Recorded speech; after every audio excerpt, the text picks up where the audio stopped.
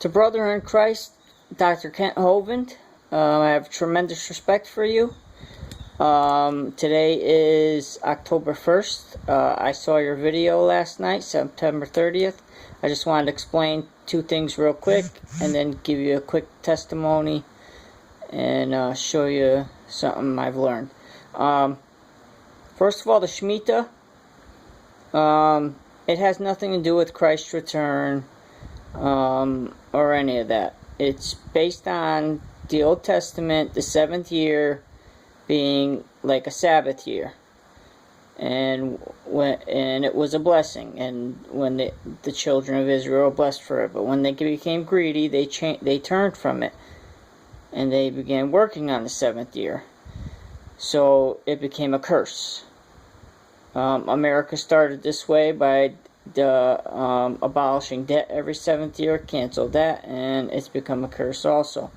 It's been recorded all throughout history. Every 7 years there's falls and rises of nations, debt collapses, financial collapses, and everything. But now in America, the Shemitah has been on point, and people think that it did not happen this September. It did happen. On the exact date of Jonathan Cahn's thing, which he doesn't like to make dates, and he said the Shemitah might not happen, but it did happen. We lost $7 trillion in American revenue. So there's that 7 again, along with the 7 years of the Shemitah. So Satan tried to hide it from us and the people to make Jonathan look like a false prophet. But yes, we lost $7 trillion. It wasn't shown in the market. Now, the blood moons is a true teaching confirmed by NASA. It has nothing to do with Christ's return, this tetrad. Every blood moon, something huge has happened for Israel. 6-Day War, their rebirth, all kinds of stuff.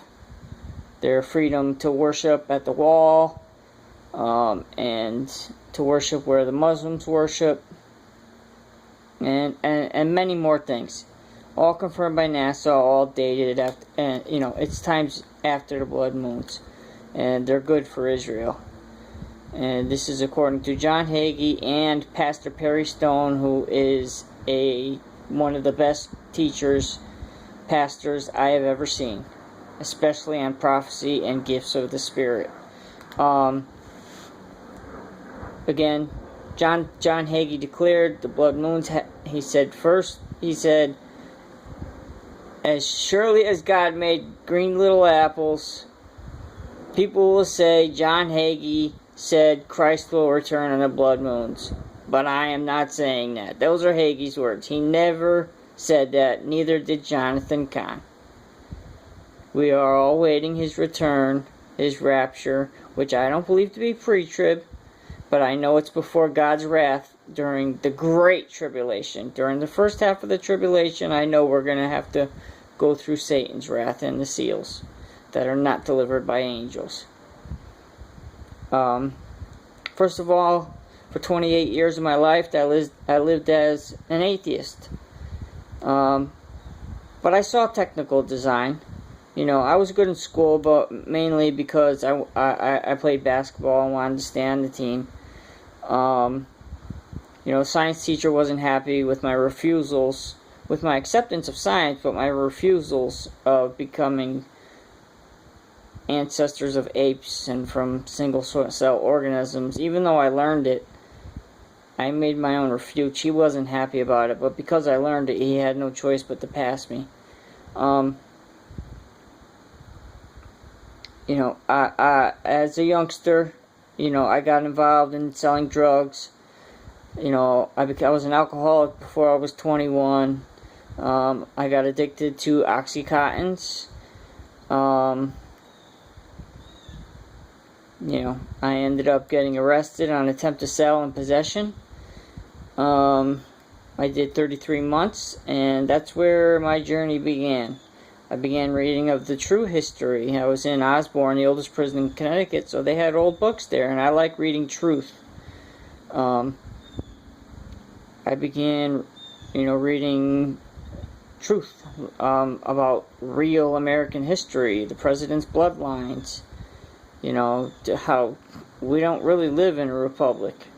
And this began my venture. I have a very well-rounded, in life general research study, and I put the facts together through reading books and researching online and other ways. Circumstantial evidence, just like a court of law, just like a detective would do. At 28 years old was the beginning of that search. And when I opened, actually 28 years old is when I stepped out of the box, opened my eyes, took down the bias, and began researching all kinds of things. I'm 36 now, been saved for 4 years, so 4 of the 8 years now my full study on life has been centered around the Bible, the 100% truth, and worshiping and praising Christ in faith and following Him. Let me see here. I've done a study on Satanism, the occult, Freemasonry, Eastern religions. And like I said, when I got saved, it changed into reading the entire Bible, which I read the NIV, NLT, study Bibles that my mom just kept handing to me, and I would just read through them all from beginning to end, marking scriptures with, the wax pencils and just going through all of them until I got to my old King James, which is every page has markings. I know the Bible very well, and it helps. It's definitely the main thing around all the other things that I learn. I realized I ran into you during my searches. I didn't know you were in jail yet. But, man, I started seeing how you were doing things, and that's kind of how I was doing them, by debunking this garbage evolution with science. I know evolution, it's supported by the government, and forced and indoctrinated on people. I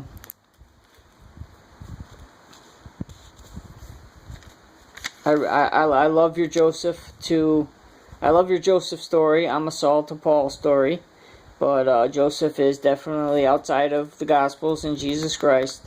Joseph is one of my favorites. Some of the people I listen to besides you are Pastor Perry Stone, John Hagee, Fritz Springmeier, who's the #1 world's official on the Illuminati on first-hand experience. He wrote the Bloodlines of the Illuminati.